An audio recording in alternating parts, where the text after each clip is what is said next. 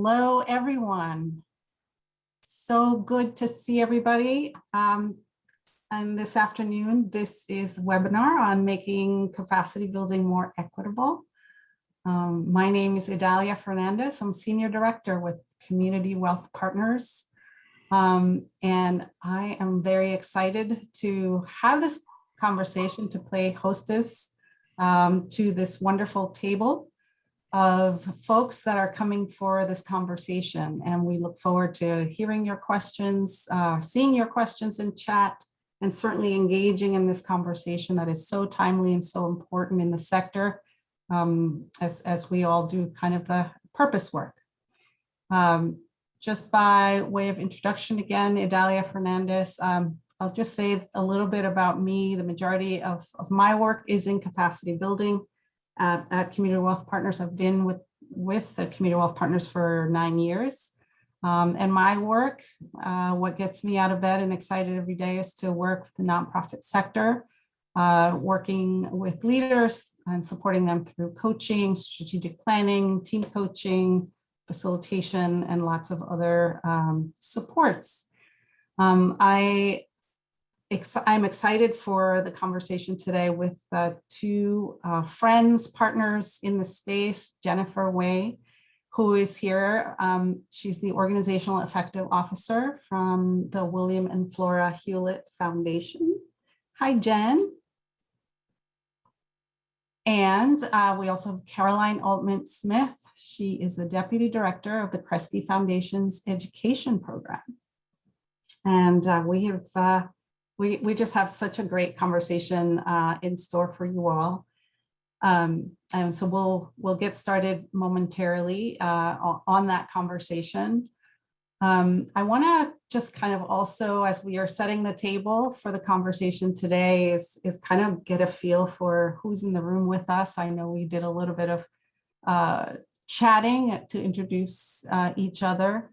But we want to start with maybe some polling questions for us to know who else is in the room. And so our team, and actually before I do that, let me not forget to introduce also that Lori Bartzak and Lori Valerio, who are also with Community Wealth Partners, and they are here also in support of this conversation. They're like the amazing communications team and that are making this happen today. So thank you both. So we want to start with a little bit of getting to know who's in the room, and we're going to have some polling questions to see who is here. The first question, what is your organizational affiliation? And you'll see some choices here.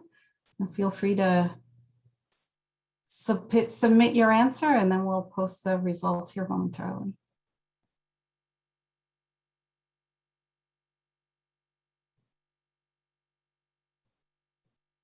I see some more introductions. Hello, hello. All right. So we see there's great, amazing representation from the philanthropic sector, both 58% foundation representatives and 30% of those in the nonprofits. We also have some consultants and definitely also folks that are in other ways engaged in this conversation. So welcome all. I think there's a little bit of information for all who are here. We have another question that will pop up here in this next poll. What is top of mind for you on this topic? What specific practice that was highlighted in our field guide, and choices here, are you interested in who you're supporting? Thinking about how do you increase funding to BIPOC-led organizations? Or might you be interested in the how you support? How might you shift your practices for greater equity? Are you interested in both those topics? Or maybe none of the above, but just wanting to join the conversation? And just pop in your responses there. All right. So a lot of folks are here for both. Appreciate that. So with 70% wanting to hear both, and also followed by, we want to know how might we change those practices that we do every day to make them more equitable. All right, thank you all. So appreciate understanding where folks are thinking about. I think there's something for everyone. Want to just take another moment here just to check in. As humans joining a conversation at 2 o'clock in the afternoon, just take a moment to just check in where you are, what you're feeling in your body, in your mind, in your spirit. Notice your feeling, how you're feeling, and how you're coming into today's conversation. What's a word that would describe how you're feeling? Maybe it's a color that describes how you're feeling. And we invite you to, if you wish to share, put that in the chat as to how you're feeling, and make that connection to other ways of knowing.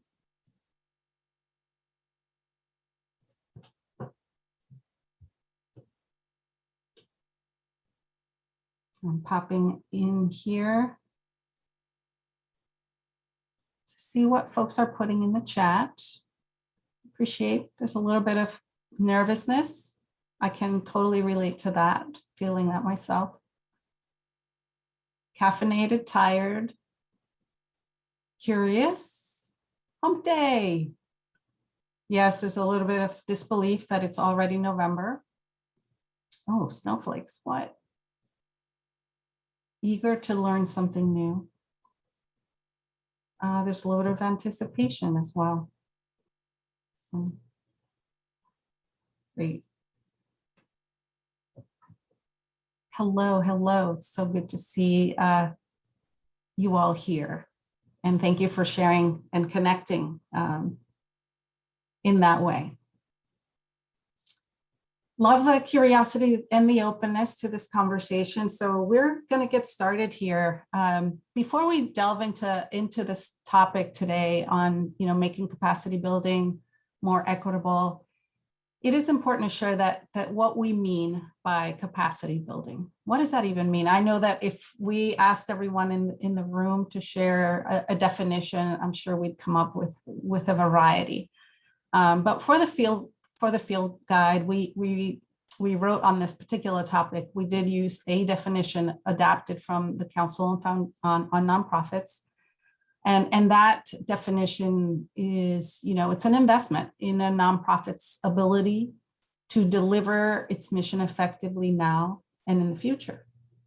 And, if we are to take that definition for today's discussion, the key word that I would highlight here is investment. And I recognize that investment might be more of like from the stance of a funder for this particular definition.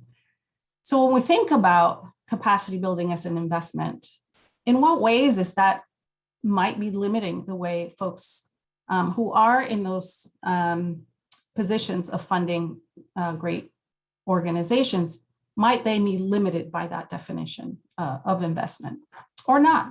Is that changing? Is that changing now? Or has the pandemic in some way shifted the way we and funders think about investment in capacity building?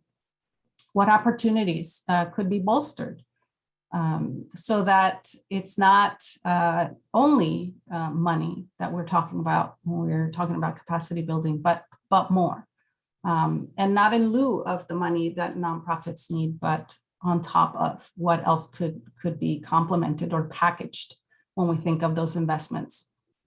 And for years, we've been hearing from nonprofits, what is needed most of our resources, but not just any resources.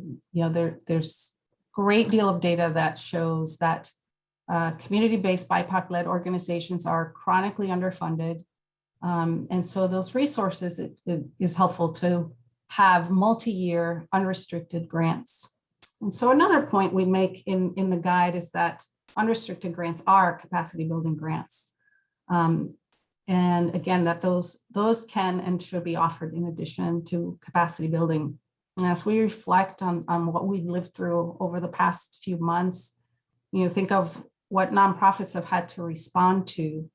And so imagine what that flexibility of having multi-year unrestricted grants could do to help organizations truly be responsive to emergent needs, to crises, but also to learn from those experiences and therefore implement the changes that they've had to make more on the long term and not so much on the episodic investment. So I think that this is an exciting thing that we can begin to, not begin to, but continue to delve into more deeply.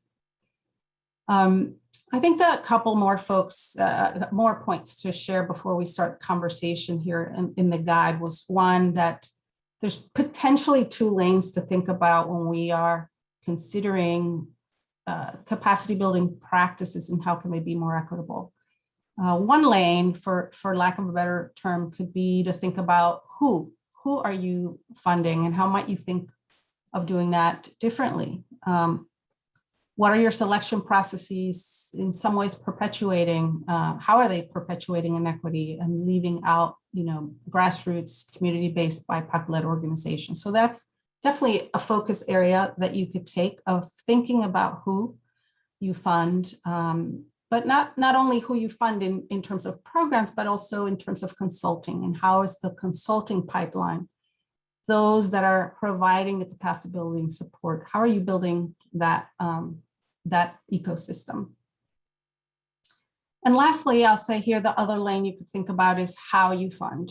What assumptions could be baked in processes of funding that need to be challenged? What processes could be redesigned? And so you see here a few ways to reconsider how you provide support. And these have come from a lot of conversations with nonprofits, with our partners, and what we're hearing is really resonating as ways that you could advance equity. So I won't go through them. I really encourage folks to read the guide, to use it, and to give us feedback on it. So from there, I'm just going to begin to turn it over to our panelists, Jen and to Caroline. I guess first to start, just to give you an opportunity to say hi and say a little bit about yourself that you want to share and about the area that you do in your foundations. Jen, do you want to kick us off? Sure. Thanks, Idalia. And it's great to see this turnout and the interest in this topic. It's something that at the Hewlett Foundation we've been doing for a number of years, and really would love to see more funders investing in capacity building. So at the Hewlett Foundation, I manage our organizational effectiveness grant-making program, which was launched in 2004. And we call them OE grants. They are supplemental grants to our existing grant organizations who are already receiving general operating support or a program grant.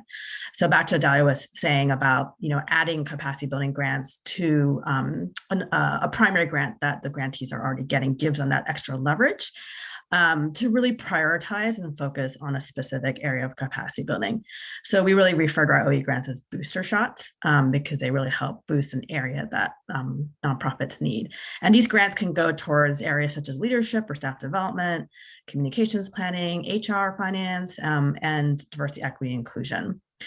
We also last year launched a COVID response program to provide financial coaching to our grantees on a pro bono basis. And this is something that we experimented for the first time, where they weren't grants to organizations, but we partnered with 4 financial consulting firms and then matched them with the grantees to offer them the ability to review their cash flow, to look at scenario planning during the time of the pandemic. And my role is to really help support the program teams within the foundation and provide advice and guidance, as well as review all the OE grants. The last thing I'll say is just at Hewlett, the OE budget is around $8 million this year, and we typically award around 125 grants, and our average grant sizes are around $50,000. So that's just to set the context. Thanks so much, Jen. Caroline, what would you say, just by way of introduction and the work that you do? Yeah, well, thank you. Thanks for convening us, Community Wealth Partners. Really appreciate how committed you all are as a firm and as a staff to knowledge sharing based on what you're learning from the work that you do with partners all over the country. So really love the new guide and excited to be part of a conversation about it today. My name is Caroline Altman-Smith. I'm the Deputy Director of Education at the Kresge Foundation based in Detroit. My sort of work extracurricular activity is to work on our capacity building program, since unlike Hewlett, we are not blessed with having full-time staff dedicated to it. So I think this is part of the idea of highlighting both Hewlett and Kresge's work. We're much smaller in our budget. We have about $1.5 million for capacity building for 1.5-year cycles. So it's smaller scale. And we organize those services through a program called Fuel, Fostering Urban Equitable Leadership, since Kresge overall has a mission to expand opportunities in America's cities for low-income people. Within that program, just to give you like the very quick context of how we operate, we ask our program teams to nominate grantees that they think would be a good fit for these services. We nominate about 10% of all Kresge grantees in each program cycle. And then with the support of Community Wealth Partners, who's been our longtime kind of program design and implementation partner on the consulting side, we go through a process of inviting grantees to apply and then matching them with a service by a nonprofit service provider in the area of talent and leadership development through a racial equity lens. So we don't run the gamut, again, the way Hewlett does. We don't have tons of different offerings across a whole range of capacity needs. Given our smaller budget and smaller focus, we picked one particular area that we heard from grantees was very relevant, and we've kind of gone all in on that, on the talent and leadership development piece itself. We're about to launch the 3rd iteration of that program, so we have learned a bit along the way, and really eager to hear as well from other folks, because I know we have so many amazing other funders and nonprofits, and I'm kind of embarrassed. I know Jen and I are like, we're not necessarily experts on this, and there's a lot of wisdom in our Zoom room here. So just really want to encourage folks to use the chat or come off mute and ask questions or share your own experiences so that we can make this as conversational as possible. So thanks for the chance to be here. Thank you, Caroline. Thank you, Jen. Just to start off the conversation, Jen, I love when you shared a little bit of like this word of experimentation, right? And as we think about, what does it take to really center equity in capacity building and racial equity in capacity building, I guess I'd love to kind of hear what's the backstory of like, what does it take to experiment in a foundation around racial equity? What did it take there at the Hewlett Foundation? So our journey started years ago, and a lot of it started with the internal work within the foundation, and that was probably about almost a decade ago now. And I think without that work, a lot of these shifts to center equity wouldn't have happened. And some of that is, internal work with the staff, trainings, small group discussions, but also we started collecting demographic data on our grantees. We really started thinking about bringing in more diversity in our staff. We have program term limits for our program officers of 8 years. And so bringing in opportunities to get new perspectives into our program staff. And then now in the last few years, I think there's definitely been a shift towards just centering equity in our program strategies overall. So this is all sort of the backdrop to what is happening for our capacity building work. That internal work was very critical to be able to make the shifts that we're now making in capacity building. So a few years ago in 2018, we actually had an additional $2 million added to the OE budget as a carve out to support just diversity, equity, inclusion capacity building for our grantees. And this was also meant to be an experimental fund at the time. We were still doing our internal work. We were afraid that as a foundation, we would go out there and fund our grantees to do this work, but we wouldn't be the experts. And I think what we decided was, we're here to learn alongside our grantees. And this work is so important to us.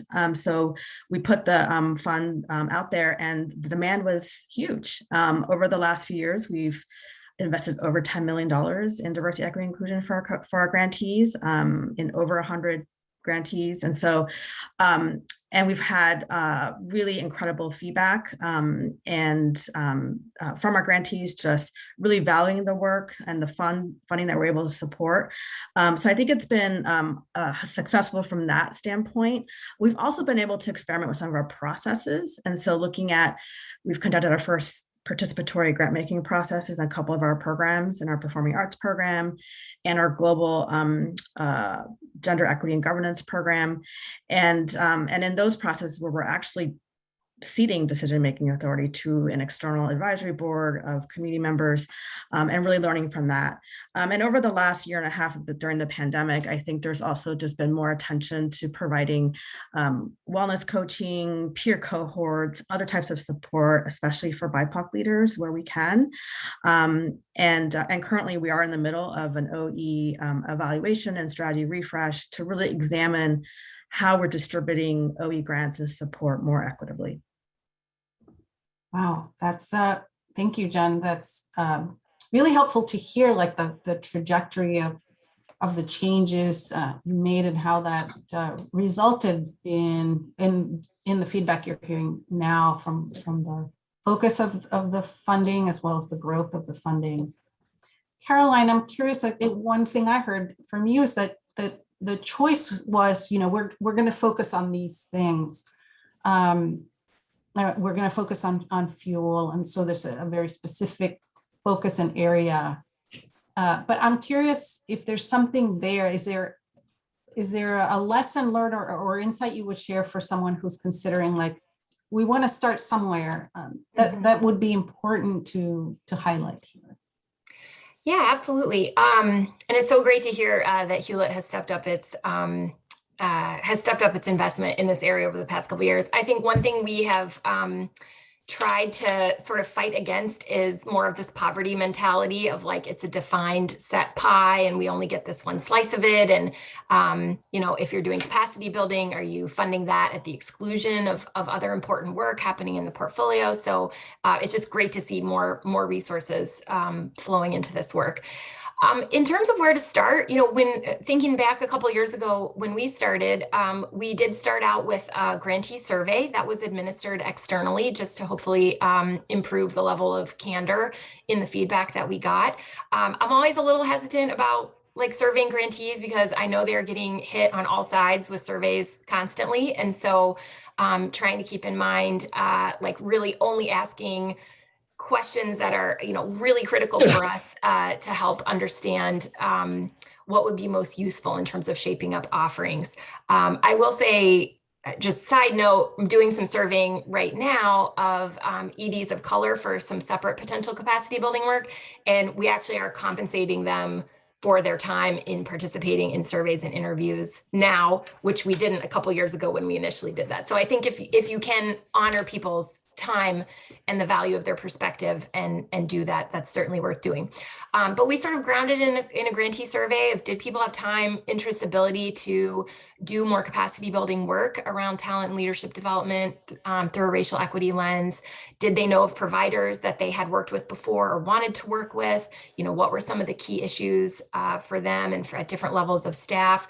And then really worked with our consulting partner to sift through that and identify service providers in the field who would be a good match, both for the content that we were hoping for, as well as a values alignment. So I would just say that notion of listening, if people have not yet put time and energy into specifically soliciting feedback from grantees about what's useful, the key kicker with listening is you then have to do something with it, right? Ideally something that reflects what you've heard. So I think you only want to start down that road if you do kind of have buy-in and support to think more open-endedly about how to shape capacity building services. But we found that was very useful. And as we go back to it year after year, the feedback doesn't change hugely. So we don't want people to get survey fatigue and just bug them constantly for feedback. But that was a useful place for us to start. So thanks, Caroline. Yeah, I think we saw some comments in here about, people excited to hear that folks are compensated, for their time. And that's definitely a practice also that we have adopted a community oil partners as well, since, you know, even consulting practices tends to also reach out to folks and get input. You know, one thing that exists between the foundations that provide the grants and the nonprofits that receive grants is this sort of differential, you know, power differential and power structure that just kind of exists out of that relationship. And I'm curious to hear your perspectives on, you know, how have you navigated that differently? You know, just knowing that that's there. How do you share and will power with nonprofits, and what does that look like for you all? And anyone can start. Sure. I think what Caroline was talking about with listening to your grantees is a big starting point. And then also responding, right? So not just listening, but being able to be responsive to what the grantees' needs are. Now, having said that, recognizing that there is also a power differential in that when we ask grantees about what kinds of OE needs they have or capacity building needs they have, are they in a place where they can really be candid about what their priority needs are and be vulnerable with their funder? And I think being able to really foster those trusting relationships with the grantees is really crucial to be able to really hear honest feedback and advice from them. I did mention a couple of things that we're experimenting with at Hewlett with the participatory grant making processes that we've done. And, you know, happy to talk longer about that, but we are doing an assessment right now, and we'll have something out probably next year to share with the field. But I will say that the process took a very long time, much longer, I think, than people anticipated, but well worth it in the end. It was very much a process that invited the community in and ceded that decision-making authority to those organizations who knew the community very well and could really make those decisions on grants and grantees. So yeah. Yeah, I might add into the mix a phrase that I've heard Lori Bartzak use before. I can't remember if it's in the guide, but this notion of voice, choice, and fit for the partners who are at the table, both on the grantee side and then the provider side. When we made some of our initial program design choices about fuel, one of the things we wanted grantee feedback about was like, how prescriptive do you want us to be versus how open-ended? Like, do you just want some unrestricted support to go out and find your own capacity building consultants and do your own thing? Or would it be useful to have like a menu of vetted options that you could pick from? And somewhat to my surprise, people actually picked the menu overwhelmingly. I think a lot of organizations just felt like they don't necessarily have the time or ability to go out and research a bunch of options or go through some type of structured process to kind of assess what they might need. And so to have like Kresge's stamp of approval on 6 or 8 options that covered a wide range of capacity building needs under this talent and leadership development umbrella, they said was really useful. So we tried to preserve choice within that, but it was admittedly from a limited universe of choices. And then we have, over the several iterations of the program, trying to invest more on the fit side. And that's been, honestly, for me, a little bit tricky because every dollar that we spend, for example, helping grantees go through some type of diagnosis process to determine like what program's the best fit, those are dollars in a limited budget that we're then not using to actually provide those services, right? So you don't want to like over analyze the problem and then not have any money left to do something about it. So we've kind of gone with a light touch, but a more intentional touch with that frame of helping ensure that people have the right fit. And then some steps that have been free, honestly, like just doing an informational webinar with all the service providers and all the nominees so that the grantees can hear from the service providers, meet the folks they'd be working with, and use that additional intel to help inform their decision. That doesn't cost much. It's just a little bit of time. So those have been some things in terms of our evolution of trying to ensure that grantees are like at the table helping to shape the experience.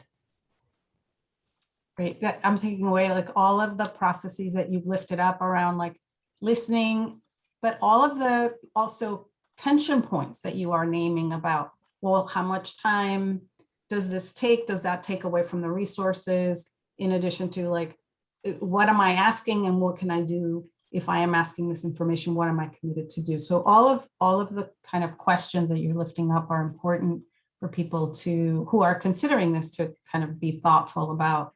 And so appreciate you both lifting that up. I want to encourage folks to pop in questions or comments in the chat. I saw one here. It says, curious to hear more, Jen, about the seeding of decision-making and participatory grant making. I know you shared a bit of that, but maybe we can hear a bit more from both of you on decision-making. I know, Caroline, you said choice, right? And giving people, even like choose how you want to choose was an option, right? But curious, Jen, if there's more you'd want to say here about decision. Sure. And just to set the stage a bit, the Hewlett Foundation is a large foundation. This is not something we have done before. I'm sure there's other foundations on this call who've probably done more than we have.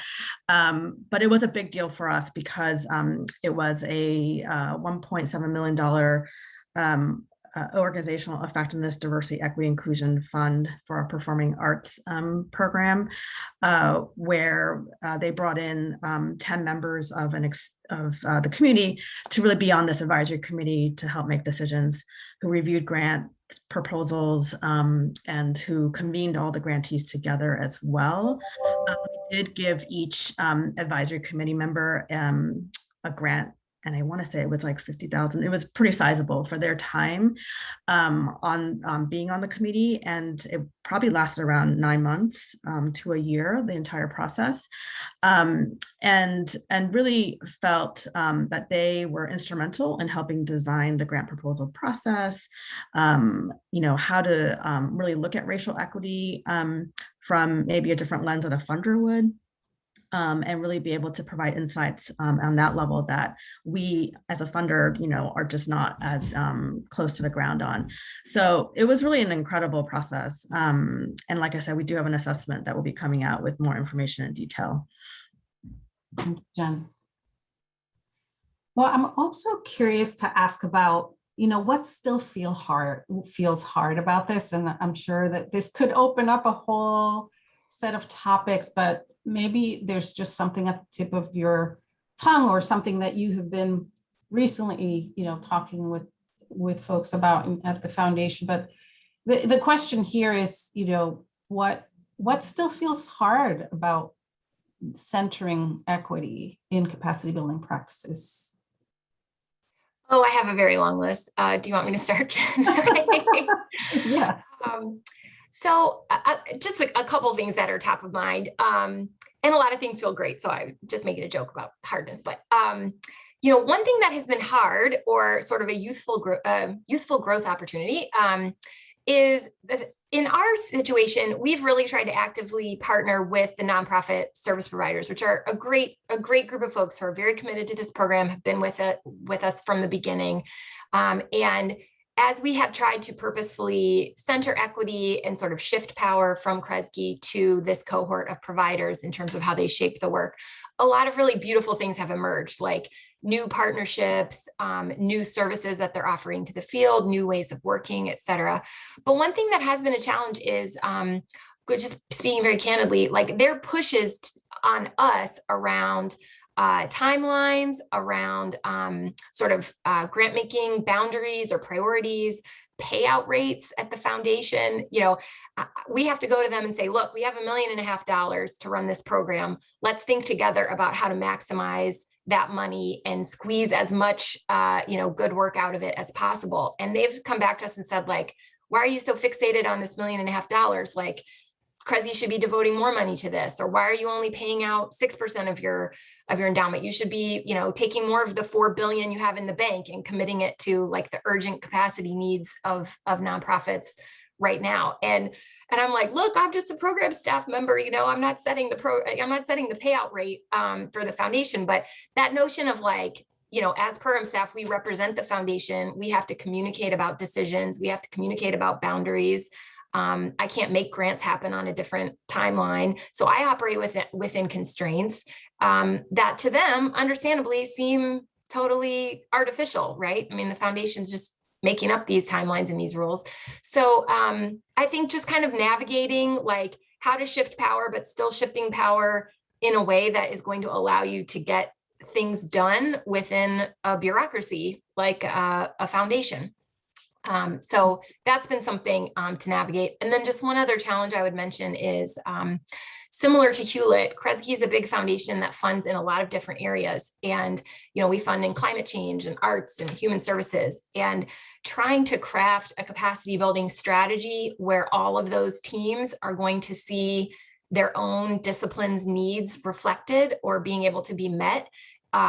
Like trying not to have a one size fits all program, but also trying to allow it to be customizable enough to fit in with what other teams might be doing sort of on their own. That's a lot to navigate. And also candidly, we have an uneven level of participation across teams. Some teams are really into it.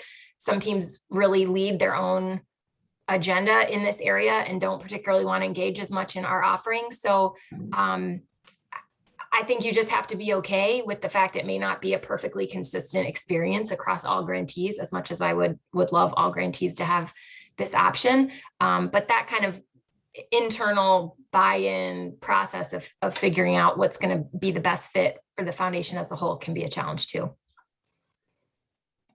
The way the Hewlett Foundation approaches it, and Caroline, I completely hear you on that, is that the OE budget in the beginning of the year is just, there's a pre-allocated formula where we just give each program a certain amount of OE funds. And it's meant to be very collaborative in that, like in the middle of the year, if some funds can't use all their funding, they can return some funding and we can transfer to their program. But we want to make sure that everyone has some distribution and that they're able to use the funds.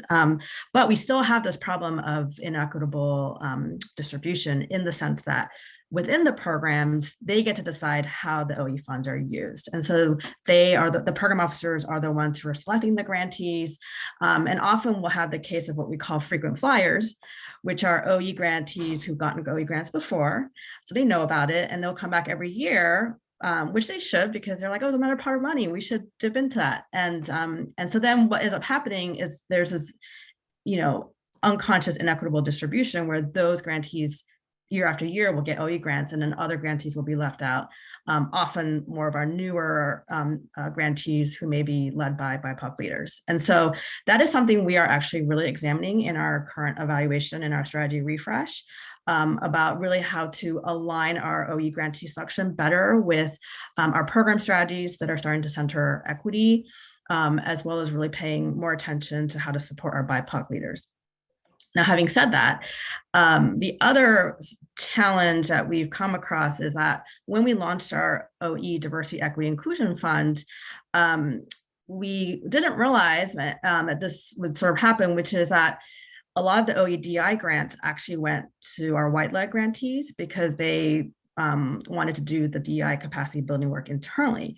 But it left this question of, well, what about all these other BIPOC-led organizations that need other types of capacity building? They need fundraising, they need evaluation, they need IT or financial planning. And so how to make those trade-offs and those decisions about, this limited set of funds that we have and how do we utilize them to be able to support grantees more equitably.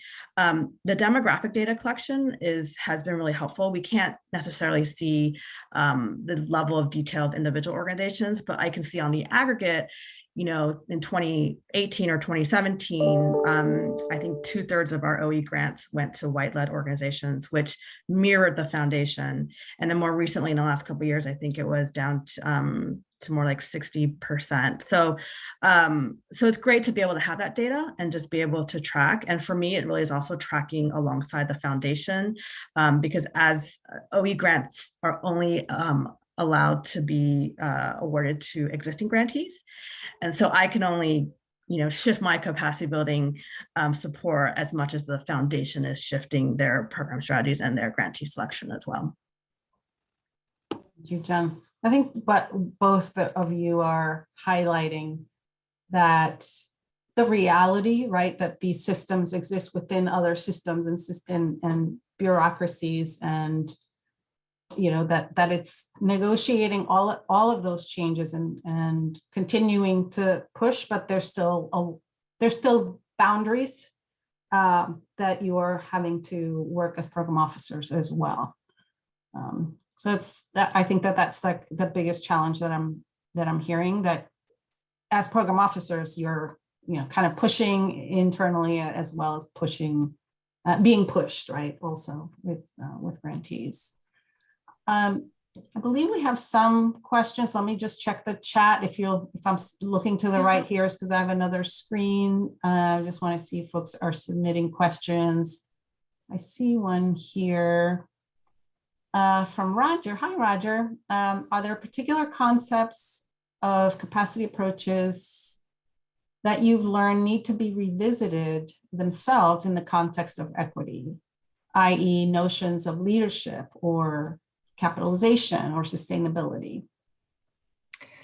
Hi, Roger. Thanks for being here. I would mention something on that. We haven't gotten like super deep and theoretical and intellectual about like what is leadership and who are leaders. Maybe we're like surface level or something.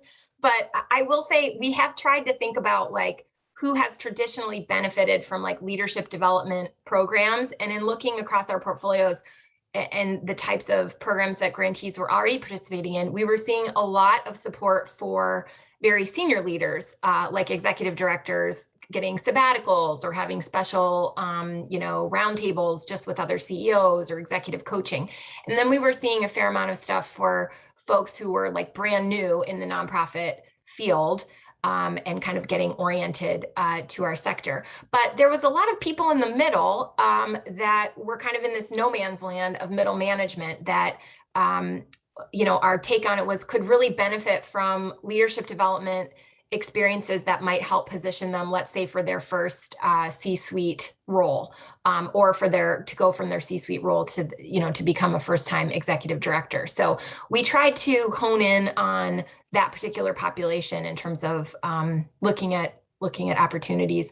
I will say, as we got into like the nitty-gritty of how to run application process to try to get at that, it kind of opened all these can of worms that I wasn't anticipating, like who at the nonprofit filled out the survey saying what they thought would be useful, or who was in the room to, to decide who was getting what type of resources, if the nonprofit was getting to decide like who would get picked for these particular professional development experiences and things. So that was just a good reminder to me. This is like much more complex than it might seem on the surface. And, is it only the people that actually, from an equity standpoint, that have like the time or resources or flexibility within their jobs to be able to participate that are the ones that get to take advantage of this? So we've tried to come at it a couple different ways, like encouraging, particular kind of committee to come to a decision to ensure there'd be multiple voices in the room from an organization, or just specifying some of the opportunities for more junior people so they don't get snatched up by more senior people. So I can't say we have a perfect answer there, but we've tried to kind of lift up, I would say, sort of that middle missing voice of who is leaders. Jen, anything you would add? No, but I can respond to the next couple of questions about offboarding. Well, offboarding might be not exactly the right word, but what we have seen, and it's just such a tension between those grantees who have gotten OE grants year after year actually have benefited a lot from them because they're getting continuous capacity building support. So to offboard them in that sense can be really challenging and difficult. I do find that when we launched our OE DEI fund and having a sort of one area that we were focused on kind of reset things a bit, because then, different programs could issue RFPs, for example, and be able to solicit interest from across all of their grantees and really pick those grantees they think would really need and benefit from the funding the most. So, and then, for our program officers also to be revisiting their strategies. I mean, we're doing strategy refreshes constantly now and really thinking about how to center equity. So having those conversations with grantees about how program strategies are shifting, and those are hard conversations to have. but it's a reality in that we are shifting our strategies, and here is where we're, shifting more of our support to. So that's sort of a couple ways that we've been trying to tackle it, but it is a hard decision and hard discussions to have. Yeah. I would just mention it's been a tension for us too. We haven't been doing this for so many years that we have frequent flyers, but we want to acknowledge what people tell us, which is that this work takes sustained long-term investment to really yield organizational transformation and the kind of deep change, both at the individual and organization levels, that we all know needs to happen. And it's really tough to say like, oh, you got picked for this 1.5 year program round, and like now you're done, right? You should be like fixed. And so, we want to create kind of a ladder of escalating, intensive, helpful services that organizations can participate in, but it just gets to a really thorny design issue, I think, which is like, do you want to go really deep and long with a smaller number of grantees in your portfolio versus expose a much broader range of the portfolio or all your grantees to something that is by necessity going to therefore be like lighter touch and more shallow, where maybe it serves as a useful catalyst for more work, but you're not saying we're going to be walking side by side with you on this journey for very long. So it's a tough question. I'd love to have, every single Kresge grantee have like, in addition to whatever their core support or project support is, like a commitment to meeting their capacity building needs in some way over the long term. But we just don't dedicate our resources that way necessarily. Well, I know that we are quickly burning through the time we had together. So, and we want to create some reflective space. But before we do that, I want to also, ask a bit about what feedback are you hearing generally? I mean, you've been, Caroline, you said we've been at this now for this particular program for 3 years. And Jen, you've also talked about the trajectory of the OE grants. What have you heard? Like, good, bad, or ugly? What are you hearing from the field, and not just grantees, but maybe your peers, maybe even your board members? What's the feedback? Our OE grants are highly valued by our grantees, by our staff, and by our board. We just conducted our annual grantee perception report, and OE grantees always rate the foundation higher than non-OE grantees. And this happens, constantly, year after year in our GPR. So we know it's something that is very much well received and needed. As Jean was saying in one of the comments, we do offer the OE support in addition to general operating support or program support. And I think that is an important distinction. I think what we have found is the reason we even launched the OE program is that we realized that our grantees weren't investing in their capacity with just general operating support. They had to fill so many gaps within their nonprofits and don't have the extra resources to be able to invest in capacity. And so being able to do this on top of the main grant is a really critical piece of making it work. And I would just say that there aren't enough foundations funding capacity building, which I think is something that, I've gotten and fielded a lot of inquiries from other funders who are interested in either developing their own capacity building grant making programs or in the diversity the diversity, equity, inclusion capacity building work that we're funding. And I think I've just seen the spectrum, of foundations. A lot of foundation staff are very much well-intended and want to do the work, but there might be other barriers or reasons that they can't. And especially the DI work, we did hear from a bunch of funders who were just more afraid of doing harm than helping with that, given their own internal work wasn't quite there. And so there's just a lot of variables in that. But I think overall, like, we would just love to see, and our grantees always tell us, like, we just wish there were more funders funding capacity building. Yeah, and I would say from feedback, very positive from grantees, no surprise. I have zero street cred as a nonprofit leader. I've never been an ED of a nonprofit. And, from the outside looking in, it's just quite shocking and a good wake up call all the time of like how few resources organizations frequently have to be able to set aside from what they consider, their core mission and their core work to focus on themselves as an organization and their capacity building. And so it is great when we see more funders stepping up and doing this in a really purposeful way. We having just done our latest launch, we had about a 65% positive response rate from nominated grantees to those that decided to take advantage of some survey. And that was pretty consistent with what it's been in the past, take advantage of a service.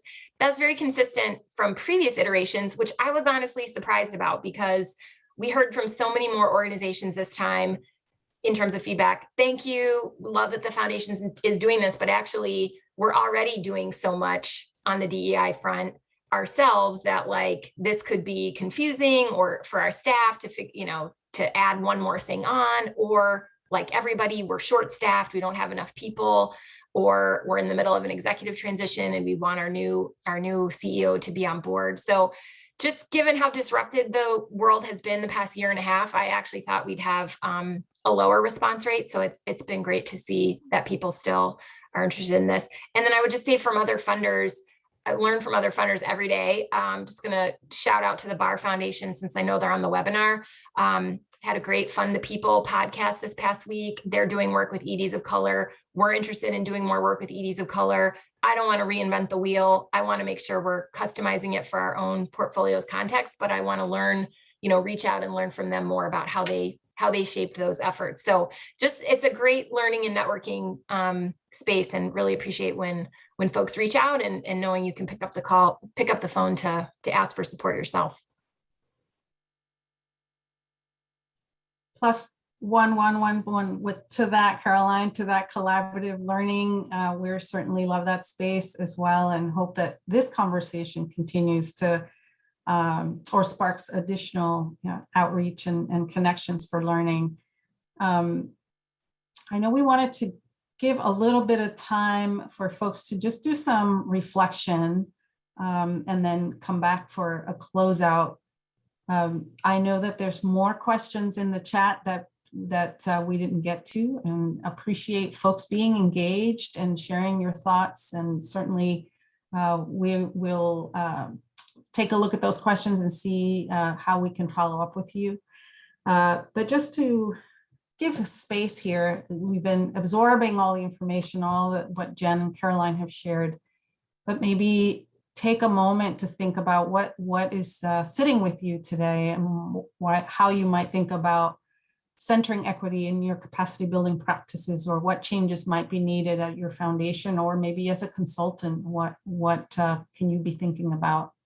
And if you're in the nonprofits, thinking about how can I engage my funder in this conversation? What could I ask them to do differently to provide more support for my organization to have more of equitable support?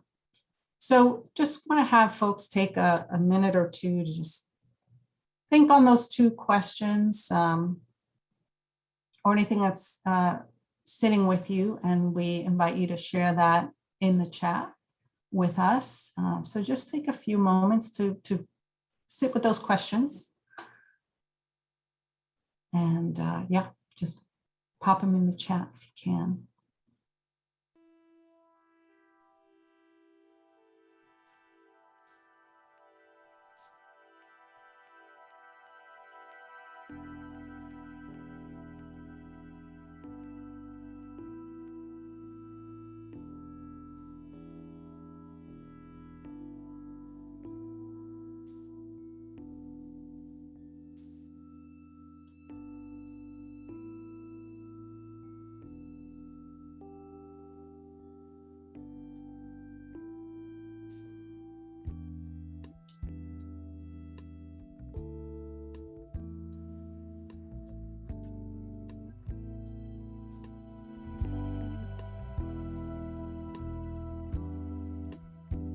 Agreed on all the wisdom in this table.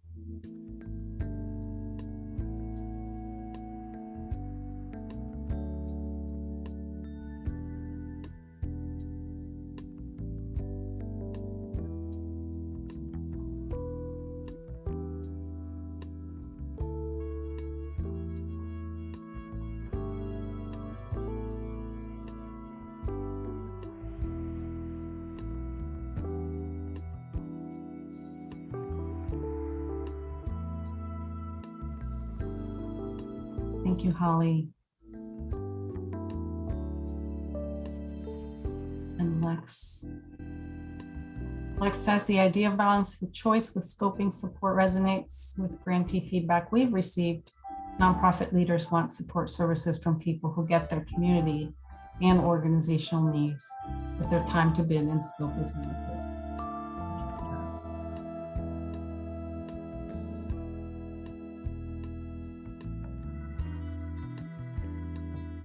Let's begin to wind down here. I'd love to first say thank you to Caroline and Jen for this conversation and for all who have joined here as well and the work that you all do in your respective spaces. Thank you those who are continuing to share their thoughts in the chat. Just as we wrap up today, Jen and Caroline, are there any kind of last few thoughts or insights that you would leave with others today as we close out? Can I go first so I have less of a burden of ending with some really deep thought, and Jen can close us out with the inspirational wisdom.